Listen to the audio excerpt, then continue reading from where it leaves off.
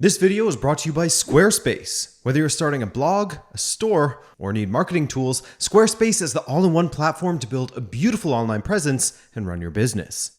These stories are a load of crap like every year. When I was scoring 30 goals a season, it was the same thing. My career in the balance, I have 2 years left on my contract. That was Mauro Icardi back in early June of 2022, responding to a Gazzetta dello Sport article that said his career was in the balance at PSG. But just under 2 months later, new PSG manager Christophe Galtier informed Icardi and the public during a press conference that Icardi is free to leave PSG, saying it would be better for the Argentine striker if he did, really. As Galtier said, quote, "I told him that I want to reduce the size of the squad and not work with 25 outfield players. The club is working closely with Mauro to find the best possible solution. He's had very little game time, and I think it would be best for him to get back up and running.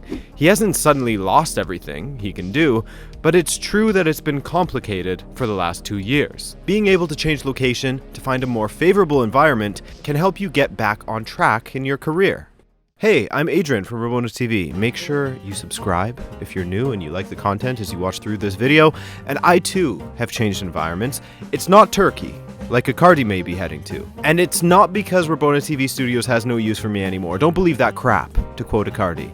This move was by my own volition. In this video, we'll be looking at Icardi and what the hell has happened with his career, because between Gazzetta dello Sport and Icardi, it's the newspaper who was more accurate when they said his career was in the balance at PSG, because it does feel that way just in general. From a stunning score in Italy to being completely unwanted. Thanks for joining me.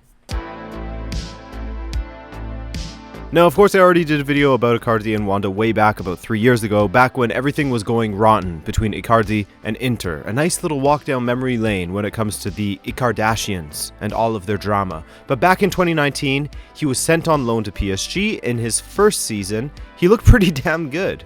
In the 2019-20 season, Icardi managed to score 20 goals from 34 appearances across all competitions, which isn't so bad at all, is it? It looked as though Icardi would provide that threat through the middle for PSG, with Di Maria, Neymar, or Mbappe flanking him.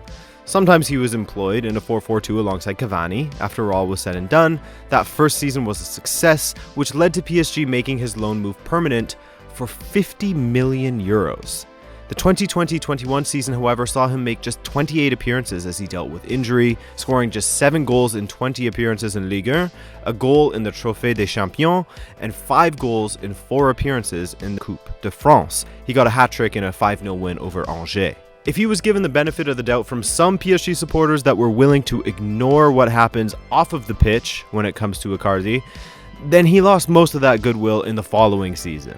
Not only did his opportunities dry up once Lionel Messi arrived, but he failed to make the most of the chances that Pochettino handed him, having a return of just 5 goals from 30 appearances. And so, across the 3 seasons he has spent thus far in PSG, and it looks like one way or another it will stay at just 3 seasons, his goal return has gone from 20 to 13 to just 5, a reduction of 35% from season 1 to season 2, and a reduction of 62 from season 2 to season 3.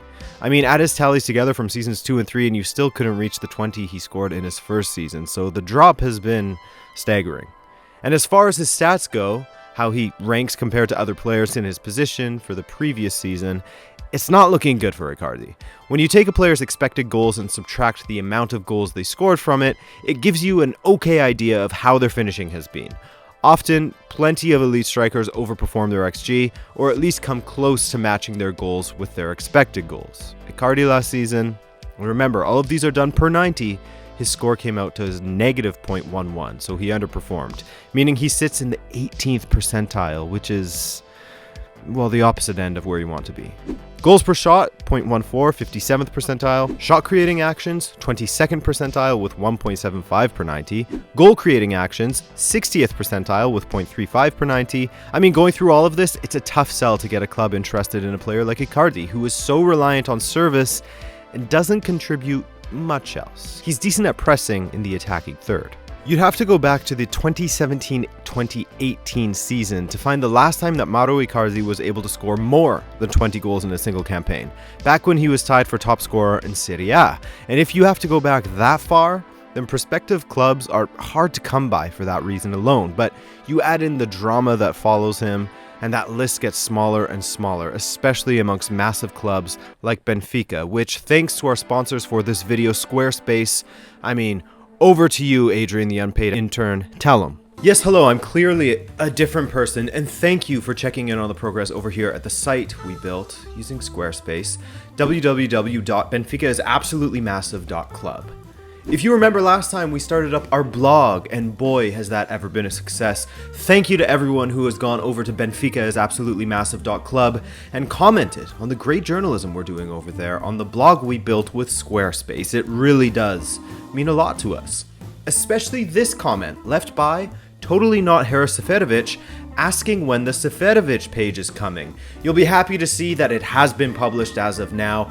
As well, we have a new series called Did They Play for Benfica? So test your knowledge with that new blog post. But Squarespace is a lot more than just blogs. If you're an entrepreneur, such as Wanda, you could build an online presence, build a damn online store easily, thanks to Squarespace, and sell your wares on there, while getting access to incredible marketing tools through Squarespace's all-in-one platform as well. You could also create a members-only area on your site, connect all of your socials easily to your new website, and get an easy custom domain, such as our absolutely fantastic domain name, all in the name of creating a beautiful site without needing any know-how to do so. Even I, an unpaid intern, could do all of this in about an hour, so just imagine what you could do to give your business, blog, or hobby an online presence, thanks to Squarespace's all-in-one platform. So guys, head to squarespace.com for a free trial, and when you're ready to launch your own incredible site, go to squarespace.com/RabonaTV to save 10% off of your first purchase of a website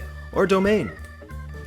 Thanks for coming through, boys and girls. Thanks to Squarespace for making this video possible, and best of luck building your site. It won't be better than mine.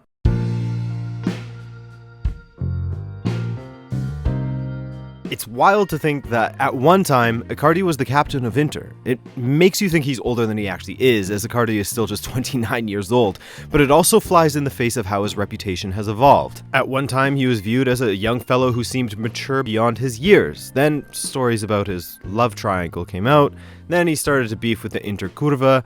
Then with his own club, he flees to Paris, and now he is persona non grata in Paris. To add to all of his previous controversies surrounding himself and his wife, Wanda, in October of 2021, his reputation took yet another hit when Wanda publicly accused Icardi of cheating on her, causing further media hysteria surrounding the two, and leading to Icardi actually being granted leave from PSG, begrudgingly from the club's point of view, I'm sure, in order to sort out his personal life. Time he spent trying to heal his relationship, time back in Italy with Wanda, that kind of stuff, par for the course. And if Icardi is struggling on the pitch, he's struggling on the pitch and can only blame himself.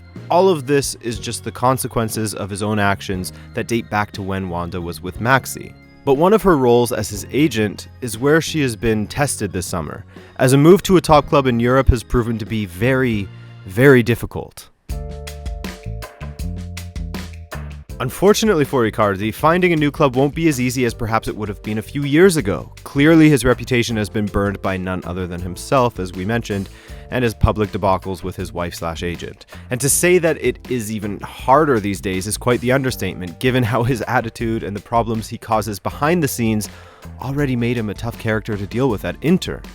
But confirming his problems in the present, Christophe Galtier spoke of two players on their way out of PSG, Icardi and Paredes, saying, quote, "The situation of Paredes is very different from that of Mauro Icardi. Leandro has many offers, and I don't know what will happen between now and the end of the transfer market." So I guess not many for Icardi, unfortunately. There were talks of him joining Juve, but that died early in the summer. Then Monza and Sampdoria became options, but Monza's interest evaporated quickly, while Sampdoria opted to go with Andrea Patagna, formerly of Napoli, over bringing Icardi back to the club he represented back in 2011 until 2013. There were talks of him going to Manchester United. With how that club is run, I wouldn't put it past them to invest in someone like Icardi. But as of now, that trail has gone quiet, with Icardi's most likely destination being Turkey. Fenerbahce and more prominently Galatasaray have taken an interest in Icardi, and just saying that, when contrasting how promising he looked when he was banging in goals for Inter and captaining the side, it's crazy to consider. I mean, the spiral is just insane when you compare what he had been doing prior well, even during his beef with the Curva versus what he has become in the last few years, he makes more noise in the news because of what happens off of the pitch. And that's not just because the media have realized that gets clicks, but because there isn't much to write about when it comes to his presence on the pitch in the last couple of seasons. What's wild is how he will become another what would have been if he doesn't start doing anything notable in the next couple of years. Yes, he's still winning in a sense that he is getting trophies while with PSG, getting paid top dollar, getting to live in Paris. As far as life goes, he has accomplished a lot, but some people misunderstood this in my Draxler video. I don't discount all of that, and perhaps Icardi is happy with how his career is going. I mean, there's no stipulation that all players must always strive to be at the absolute top of the football world at all times. But it's fair to look at how things have transpired up until the present and think, damn, it could have gone so differently. This was a player who had people, at least outside of Argentina, defending him and saying it wasn't fair that he wasn't getting national team call-ups due to things in his personal life affecting his opportunities on the pitch. He was seen as the hope for Argentina's future in the striker position once Agüero retired, but now he couldn't be further from a starter for the national team, and his wife is having a hard time getting him lucrative offers from top European sides. It seems like it's a bit of a three-headed dragon that is leading Icardi down path Istanbul. 1, his wages, 2, his dwindling performances in the last few seasons going back to 2018, and 3, the media circus and drama that follows him off of the pitch. Again, looking past the drama, etc., it's a shame that Icardi wasn't able to have a bigger impact during his career, because he certainly seemed capable of much more. Thanks for watching this update on the spiral of Mauro Icardi, fellas, and I hope you enjoyed this video. If you did and you're new around here, then please go ahead and subscribe. Leave a like if you liked this video, and we'll catch you in the next one. Ciao!